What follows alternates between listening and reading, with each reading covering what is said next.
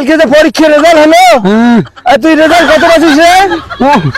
আমার রেজাল্ট আমি ফেল করেছি পরীক্ষাতে আমার মা গো, আমি পাস করতে পারিনি আমার মা গো। শোন, তুই যেদিন পরীক্ষা দিতে গেছিস সেদিন তোর পরীক্ষার সাথে কালকে আসিল আমার বিরুচির মধ্যে 5 জন আমার সঙ্গে বসে ছিল আমার মা গো। কাই 5 জন সেই 5 জন কাই ওই ওই রগপা সাতারা আর ঘুরিয়া মা গো, ও মা গো। সেই জন্য ফেল করছে।